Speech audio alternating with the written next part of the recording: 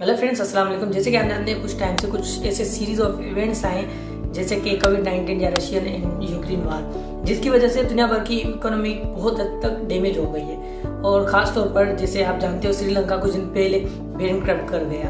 अब बार बार ये कहा जा रहा है कि पाकिस्तान और श्रीलंका की जो इकोनॉमिक कंडीशन है वो लगभग सेम है। हो सकता है कि आगे चलकर पाकिस्तान भी कुछ ही वक्त में बैंकरप्ट कर जाए, क्योंकि इस वक्त पाकिस्तान के पास सिर्फ और सिर्फ इतने डॉलर्स मौजूद हैं कि सिर्फ और सिर्फ 6 हफ्तों तक इंपोर्ट कर सकता है। उसके बाद पाकिस्तान के पास इंपोर्ट करने के लिए पैसे नहीं बचेंगे। आज के इस टॉपिक में हम ये जानेंगे कि बैंकरप्ट करने के बाद कंट्री की कंडीशंस क्या होती हैं और क्या रीजंस थे जिसकी वजह से श्रीलंका बैंकरप्ट कर गया, और उसके बाद पाकिस्तान और श्रीलंका के दरमियान कौन कौन सी चीजें कॉमन है जिस वजह से पाकिस्तान बैंकरप्ट कर सकता है, और आखिर में इस चीज का सॉल्यूशन भी इस वीडियो में मैं आपको बताऊंगा। सबसे पहले तो आ जाते हैं हम श्रीलंका के इस वक्त के हालात के बारे में कि श्रीलंका बैंकरप्ट करने के बाद किस तरह से सर्वाइव कर रहा है। दोस्तों, श्रीलंका की जो पॉपुलेशन है वो 2 करोड़ और 20 लाख है, जबकि पाकिस्तान की जो पॉपुलेशन है वो 20 करोड़ से ज्यादा है। यानी कि पाकिस्तान की जो पॉपुलेशन है 18 टाइम श्रीलंका से ज्यादा है। तो खुदा ना करे कि अगर पाकिस्तान बैंकरप्ट कर जाता है तो ये कितना बड़ा नुकसान होगा। पहली चीज कि श्रीलंका जो अपने 2 करोड़ और 20 लाख की जो आबादी है उसको बुनियादी सहूलतें जैसे कि इलेक्ट्रिसिटी, फ्यूल, फूड, मेडिसिन देने से कासिर है, नहीं दे पा रहा। श्रीलंका का इन्फ्लेशन रेट इस वक्त 54 तक जा पहुंचा है। इन्फ्लेशन रेट यानी कि महंगाई की शरह। पाकिस्तान में ये 20% है, जबकि इंडिया में ये 7% है और दुनिया भर में ये 7% की इसकी रेशो चल रही है। इस वक्त दुनिया में इन्फ्लेशन रेट हाई है, दुनिया भर में महंगाई है। इन्फ्लेशन रेट अगर 5 या 6 तक पहुंचता था, लोगों के सर पे हाथ आ जाते थे कि अब हम कैसे सर्वाइव करेंगे। लेकिन वही इन्फ्लेशन रेट इस वक्त पाकिस्तान में 20% है, जिस वजह से हमें पेट्रोल भी 290 लीटर मिलता है। और ये इन्फ्लेशन रेट आप सोचो कि अगर श्रीलंका में 54% है तो वहाँ पर क्या हालत होगी। वहाँ पर पेट्रोलियम की शॉर्टेज है, क्योंकि पेट्रोल वहाँ पे इंपोर्ट होता है। तो अब जितने भी जगह है वहाँ पर पेट्रोल की शॉर्टेज है और गाड़ियों की लंबी लंबी कतारें हर पेट्रोल स्टेशन के सामने नजर आती है। यहाँ तक कि अगर कोई रक्षा वाला अपनी रक्षा में जिसकी 8 लीटर की टैंकी होती है वो फिल करवाने के लिए उसको 48 घंटे वहाँ पर इंतजार करना पड़ता है। साउथ एशिया में दाल एक नॉर्मल सी चीज है, हर घर में बनती है, लेकिन आजकल श्रीलंका में वही दाल एक लग्जरियस आइटम बन चुकी है। श्रीलंका की इकोनॉमी इस हद तक गिर चुकी है कि पेट्रोलियम की प्रॉब्लम की वजह से जब लोग साइकिल खरीदना चाहते हैं तो साइकिल उनकी पहुंच से ज्यादा महंगी हो गई है। श्रीलंका में ये हालत है कि आजकल वहां पे लाइट है ही नहीं और हब्स और गर्मी की वजह से लोगों की नींद हराम हो गई है। इन सारी प्रॉब्लम्स की वजह से कुछ दिन पहले की मैं आपको बात बताऊं तो एक औरत अपने 2 बच्चों समेत उसने दरिया में छलांग लगा के अपनी जान ले ली। और इस सारी सिचुएशन में हुकूमत का ये हाल है कि हुकूमत अभी भी अपनी हुकूमत बचाना चाहती है। जब उनसे इस्तीफा मांगा जा रहा है तो इस्तीफा देने के लिए वो तैयार नहीं है। और बाकी के जो पॉलिटिशियंस हैं वो इस वक्त भी अपने मफादात की जो जंग है वो लड़ रहे हैं, अपने ज़ाती मफादात की। और जो आम शहरी हैं वो इस हाल से तंग आकर अब मुजाहरा कर रहे हैं, लेकिन पुलिस जो हुकूमत है पुलिस के जरिए उन पर जवाबी कार्रवाई कर रही है। हालत ये है कि पुलिस के पुरतशद्दुद जवाब की वजह से काफ़ी सारे लोगों की जान भी चली गई है। और राशन की लाइन जो है वहाँ पर हल्की सी झंझलाहट पर भी पुलिस लाठी चार्ज करती है। कुछ दिन पहले एक मुजाहरा हुआ था जिसमें बच्चे मुजाहरा कर रहे थे, उन बच्चों पर आंसू गैस से अटैक किया गया। ऐसी सिचुएशन में आजकल श्रीलंका को दुनिया भर में वेम्पायर स्टेट के नाम से जाना जा रहा है। अब सवाल ये है कि श्रीलंका की ये कंडीशन कैसे हुई, तो उसका सिर्फ और सिर्फ एक जवाब है कि श्रीलंका पिछले 20 सालों से कर्जे ले रहा था। मुल्क कर्जे पे चल रहा था और 20 साल का जो कर्जा उन्होंने लिया था तकरीबन $54 बिलियन बनता था, वो नहीं दे पाया और डिफॉल्ट कर गया। मुल्क ने डिफॉल्ट क्यों किया? क्योंकि पिछले 13 साल से मुल्क पर सिर्फ और सिर्फ एक खानदान की हुकूमत चल रही है। सदर मुल्क का या प्राइम मिनिस्टर मुल्क का या कोई और शोबे में स्पोर्ट का मिनिस्टर हो, सिर्फ और सिर्फ एक ही खानदान से ताल्लुक रखते हैं। श्रीलंका में पिछले 26 सालों से सिन्हाली और तमिल्स के बीच में एक सिविल वार रही। उस सिविल वार के दौरान गोटाबाया राजपक्षे सिन्हालियों का एक हीरो बनकर सामने आया। सिविल वार के बाद जब तमिल्स उनसे अलग हो गए तो राजपक्षे, जो अब उनका हीरो बन चुका था, उसका भाई महिंद्रा राजपक्षे उनका सदर बन गया। पिछले 26 सालों में जंग के दौरान कोई भी सदर श्रीलंकन आर्मी के इतना करीब नहीं रहा जितना करीब राजपक्षे रहा। वो जैसे ही इक्तदार में आए तो आम आवाम को ज्यादा सब्सिडी दी गई, जबकि हुकूमत के खजाने में इतना पैसा नहीं था और टैक्सेस हर बंदे पर माफ थे। और इस गैप को फिल करने के लिए ज्यादा नोट छापे गए और IMF इनको मना भी कर रही थी कि आप ज्यादा नोट नहीं छापे, आपका नुकसान है। अब ज्यादा नोट छापने से क्या नुकसान होता है ये मैं आपको पहले भी एक वीडियो में क्लियर कर चुका हूँ। आज मैं ये नहीं बताऊंगा क्योंकि वीडियो लंबी हो जाएगी। और कुछ टाइम पहले ईस्टर के दौरान बम्बिंग हुई थी जिसकी वजह से टूरिज्म बहुत मुतासिर हुआ था और उसी दौरान कोरोना वायरस आ गई, फिर रशियन एंड यूक्रेन वार जिसकी वजह से पेट्रोल महंगा हो गया, तो टूरिज्म बिल्कुल वहां पे ठप हो गया। श्रीलंका की इकोनॉमी का 10% टूरिज्म पे डिपेंड करता है। अब आप खुद सोचो कि आपके घर अगर कोई कमाने वाला है उसकी सैलरी 10% कम हो जाए, अगर 100 रुपए उसकी जगह उसको 90 रुपए मिले तो कितना नुकसान आपके घर को होगा। तो आप यही सोचो कि श्रीलंका ने उस टाइम किस मुश्किल से सरवाइव किया होगा, बल्कि सरवाइव ही नहीं कर पाई, मुल्क बैंकक्रप्ट हो गया। अब एक तरफ श्रीलंका का टूरिज्म जो है वो बिल्कुल बंद हो चुका था, ऊपर से श्रीलंका पिछले 20 सालों से जो कर्जे ले रही थी। अच्छा, मैं आपको एक दूसरी बात बताऊं कि पिछले 8 सालों में श्रीलंका ने जो अभी इस वक्त श्रीलंका का जो कर्जा है वो $52 बिलियन है और पिछले 8 सालों में ये कर्जा डबल हुआ था। यानी कि पिछले 8 साल पहले इनका सिर्फ और सिर्फ कर्जा $27 बिलियन था, अभी ये डबल हो गया।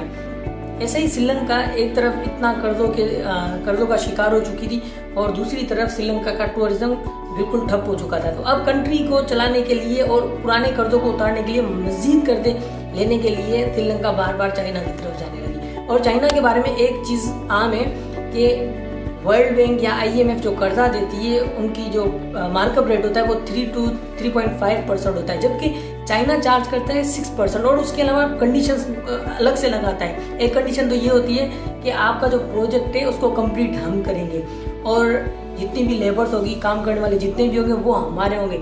यानी कि चाइना जो किसी कंट्री को पैसा देती है, कर्जा देती है, उस कर्जे में जो प्रोजेक्ट बनेगा उस प्रोजेक्ट में काम करने वाले उनके होंगे और वो प्रॉफिट उनको अलग से मिलेगा और कर्जे पर जो मार्कअप होगा 6% वो उनको अलग से मिलेगा। यानी कि अगर प्रोजेक्ट फेल हो जाता है तो उनको मार्कअप अलग से मिलेगा और प्रोजेक्ट वो बनाने के दौरान जो उनको प्रॉफिट हुआ था वो अलग। यानी कि हर तरफ चाइना का फायदा ही फायदा है। उसके अलावा एक चीज बार बार बताई जा रही है कि चाइना गलत प्रोजेक्ट्स पर भी मुल्कों की, ऐसे मुल्क जो तरक्की पजीर है उनकी हिम्मत अफजाई करती है कि आप मजीद कर्जा लो और आप ये प्रोजेक्ट सही जो है वो आपका प्रोजेक्ट आगे चलकर आपको बहुत फायदा देगा। अभी कुछ टाइम पहले की मैं अगर बात श्रीलंका की करूँ तो श्रीलंका में एक पोर्ट था जो जहाँ पर ज्यादातर टूरिस्ट आते थे और वहां से भी श्रीलंका की इकोनॉमिक ग्रोथ अच्छी हो जाती थी।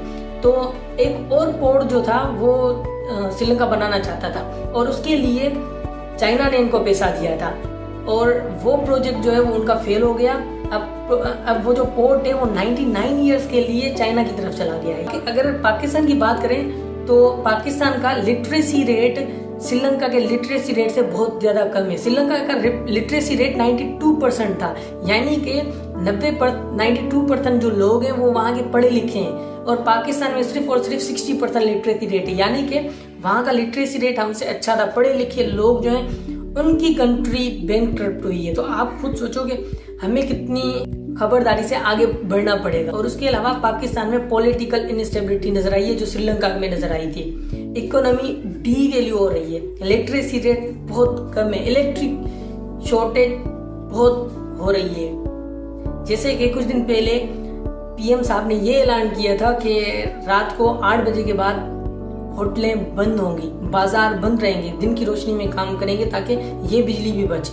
अगर कर्जे की बात करें तो पाकिस्तान में इस वक्त कर्जा है 128 बिलियन, जबकि श्रीलंका पर इस वक्त कर्जा है 24 बिलियन। और श्रीलंका का जो कर्जा है वो मैंने आपको बताया कि 8 साल में डबल हुआ था। और पाकिस्तान का आज से 9 मंथ पहले कर्जा था सिर्फ और सिर्फ $80 बिलियन, यानी कि अभी 50 बिलियन डॉलर हमने सिर्फ और सिर्फ 9 महीनों में ज्यादा उठाए। अभी IMF के पास हुकूमत जा रही है कि आप हमें कर्ज दो, क्योंकि मुल्क चलाने के लिए इस वक्त पैसे ही नहीं, सिर्फ और सिर्फ 6 हफ्तों का रिजर्व पड़ा हुआ है बस, उसके अलावा मुल्क के पास कुछ भी नहीं है। और IMF जो है वो कर्जा इतनी आसानी से नहीं देती है, IMF कंडीशंस लगाती है। बाय द वे पाकिस्तान अभी भी कन्विंस कर रहा है IMF को ताकि पाकिस्तान की इकोनॉमिक कंडीशन कुछ बेहतर हो जाए, लेकिन IMF जो है फिलहाल तो पाकिस्तान को वो वाला रिस्पॉन्स नहीं दे रही जो पहले देती थी। और उसके अलावा पाकिस्तान में चीजें एक्सपोर्ट से ज्यादा इंपोर्ट होती हैं, यानी कि पाकिस्तान एक कंज्यूमर है, प्रोडक्ट्स यहाँ पर कम बनते हैं, प्रोड्यूस चीजें कम होती हैं। अब पाकिस्तान के बारे में बताऊं तो पाकिस्तान दुनिया का पहले नंबर पे सबसे ज्यादा टी कंज्यूमर कंट्री है। $6 मिलियन की तो सिर्फ हम चाय पीते हैं हर साल। कुछ दिन पहले प्राइम मिनिस्टर साहब ने ये कहा था कि हमें चाय कम पीनी चाहिए ताकि चाय का जो बाहर से हम इंपोर्ट करते हैं वो वाला डॉलर भी बचे। पाकिस्तान की लगभग $60 मिलियन की हर साल टी बाहर से इंपोर्ट होती है कंट्री के अंदर। उसके अलावा जो चीज़ हमें कॉमन नजर आ रही है श्रीलंका और पाकिस्तान में वो है फॉरेन पॉलिसी। पाकिस्तान और श्रीलंका में की दोनों की फॉरेन पॉलिसी बिल्कुल ही बुरी है। फॉरेन पॉलिसी क्यों खराब होती है? पहली बात तो पॉलिटिकल इंस्टेबिलिटी, उस वजह से फॉरेन पॉलिसी खराब हो जाती है। अब बाहर की जो इन्वेस्टर्स हैं वो कंट्री में नहीं आना पसंद नहीं करते, क्योंकि उनको पता होता है कि हुकूमत कभी भी चेंज हो सकती है या कोई और मसला हो सकता है। तो ऐसे में क्या होगा, हमने जो भी इन्वेस्ट किया है उससे हमें उतना प्रॉफिट नहीं मिलेगा जो हमें दूसरी जगह से मिल रहा है। तो इस वजह से जो आमतौर पर जितनी भी साउथ एशियन कंट्री है, स्पेशली पाकिस्तान, इन सब कंट्रीज की फॉरेन पॉलिसी जो है वो बहुत ख़राब है, जिस वजह से ये इन कंट्रीज को जो है वो इकोनॉमिकल इनस्टेबिलिटी का सामना करना पड़ता है बार बार। और उसके अलावा ग्रोथ की अगर बात की जाए तो ग्रोथ श्रीलंका की पाकिस्तान से 3 टाइम्स ज्यादा होती है। आप खुद सोचो, ऐसी कंट्री जिसकी ग्रोथ हमसे 3 टाइम्स ज्यादा हो, वो कंट्री अगर उसका दिवालिया निकल सकता है तो हम कितना करीब हैं उस सिचुएशन के। श्रीलंका का एक्सपोर्ट रेट 16% है, जबकि पाकिस्तान का एक्सपोर्ट रेट सिर्फ और सिर्फ 10% है। और उसके अलावा पाकिस्तान की जो पास्ट में कुछ ऐसे डिसीजंस लिए हुए हैं जिसकी वजह से पाकिस्तान को बहुत नुकसान हुआ है, खासतौर पर LNG वाला मुआहदा जो कतर और इटली के साथ किया गया था। इस LNG की मुआहदे के तहत कतर और इटली पाकिस्तान को पेट्रोल देंगे। ये मुआहदा हुआ था ताकि पावर की जो प्रॉब्लम्स है वो उस कमी को दूर किया जा सके। लेकिन रशियन और यूक्रेन वार के बाद जो पेट्रोलियम की प्राइसेस है वो ज्यादा हो गई, तो यूरोपियन कंट्रीज में पेट्रोलियम की ज्यादा डिमांड है आजकल। तो कतर और इटली ने वो मुआहदा तोड़कर अब पेट्रोलियम अपनी जो है वो यूरोपियन कंट्रीज को बेच रही है। अब इसका नुकसान अब तो पाकिस्तान को बहुत ज्यादा हुआ है। हालांकि कतर और इटली इस मुआहदे को तोड़ने की वजह से 30% पाकिस्तान को पेनल्टी भी दे रहे हैं। अब पेनल्टी से पाकिस्तान को इतना ज्यादा फायदा नहीं हो रहा है। क्यों? क्योंकि रोजाना के बेसिस पे पाकिस्तान जो तेल ले रहा है, पेट्रोलियम ले रहा है, उससे क्या हो रहा है कि हर रोज प्राइसेस ज्यादा होती रहती है। तो पाकिस्तान को अगर वो 30% पेनल्टी नहीं मिलती और वो तेल मिलता तो उसमें पाकिस्तान का ज्यादा फायदा था, क्योंकि ये जो अभी पाकिस्तान रोजाना के बेसिस पे पेट्रोलियम ले रहा है इसका पाकिस्तान को ज्यादा नुकसान हो रहा है। अब आ जाते हैं मेन चीज पर। वो मेन चीज होती है रिसोर्सेज, किसी भी कंट्री के रिसोर्सेज। पाकिस्तान के पास इस वक्त रिसोर्सेज है 18.5 बिलियन डॉलर, जबकि श्रीलंका के 5.8 बिलियन डॉलर। और पाकिस्तान की इकोनॉमिक बैकबोन है टेक्सटाइल, और टेक्सटाइल में इस वक्त भी पाकिस्तान तरक्की कर रहा है। तो और उसके अलावा पाकिस्तान के सोर्स ऑफ इनकम है वो सिर्फ और सिर्फ टेक्सटाइल नहीं, काफी सारी और चीजें भी है, वहां से भी पाकिस्तान कमाता है। तो इस कंडीशन में पाकिस्तान के जो बैंकक्रप्ट होने के चांसेस है वो बहुत ही कम है, लेकिन चांसेस है तो सही। इस कंडीशन में हमें जो है कुछ ऐसे कदम उठाने होंगे ताकि मुल्क आगे चलकर बैंकक्रप्सी की तरफ ना चला जाए, पाकिस्तान जो है वो आगे तरक्की करे। पाकिस्तान में हर साल 17 बिलियन डॉलर का ऑयल इंपोर्ट होता है। अब अगर लोग अपनी जाती गाड़ियों के बजाय पब्लिक गाड़ियों का इस्तेमाल करें या अपनी गाड़ियों को कम यूज करें, करीबी जगहों पर अपनी गाड़ी के बजाय किसी और चीज़ में जाएं या पैदल जाएं जो उनकी सेहत के लिए भी अच्छा है, साइकिल का इस्तेमाल हम करें तो उसमें हमारी सेहत भी अच्छी रहेगी। तो हर साल हम $300 बिलियन का सेविंग कर सकते हैं। उसके अलावा पाकिस्तान में बाहर की इंपोर्टेड गाड़ियाँ और इंपोर्टेड मोबाइल यूज़ करना एक फैशन बन गया है। मतलब एक शख्स के पास 2-2, 3-3 मोबाइल्स होती है। तो इस शौक को भी हमें कम करना पड़ेगा ताकि मुल्क का पैसा मुल्क में रहे। और उसके अलावा हमें ऑनलाइन बिजनेस की तरफ जाना पड़ेगा ताकि मुल्क में डॉलर्स आए, और जैसे डॉलर्स आएंगे तो हम इन्वेस्ट भी कर सकेंगे और मुल्क को खुशहाल और तरक्की याफ्ता कर सकेंगे। और उसके अलावा जो मेन चीज़ जो पाकिस्तान के बारे में, यूएनओ की रिपोर्ट के मुताबिक पाकिस्तान दुनिया का 4th नंबर पे करप्ट तरीन कंट्री है। यहाँ पर गवर्नमेंट डिपार्टमेंट में आप जाओ तो आपका काम बगैर रिश्वत खिलाए नहीं होगा, और जो भी आपको गवर्नमेंट एम्प्लॉय मिलेगा, चाहे वो क्लर्क हो चाहे वो कोई ऑफिसर हो, वो बगैर रिश्वत के आपका काम नहीं करेगा। तो मैं ये पाकिस्तान की गवर्नमेंट से गुजारिश करता हूँ कि सर प्लीज़ करप्शन को ख़त्म करें। करप्शन जब तक ख़त्म नहीं होगी हमारी कंट्री कभी भी तरक्की नहीं कर सकेगी। आप देखें हर जगह पे करप्शन है, तो बराए मेहरबानी इस करप्शन को ख़त्म करें। और मेरा अगर ये पैगाम और मेरा ये मैसेज आपको भी पसंद आया तो प्लीज़ इसको शेयर करें ताकि हमारी गवर्नमेंट तक ये मैसेज पहुँचे कि बराए मेहरबानी मेन जो मसला है हमारे पास वो एक करप्शन, इस करप्शन को ख़त्म करो, मुल्क तरक्की करेगा, लाजमी करेगा। क्योंकि हर साल 50% जो हमारी इकोनॉमी वो तो करप्शन में चली जाती है, और सर जहाँ पर करप्शन होती है वहाँ पर कभी भी बरकतें उड़ जाती हैं।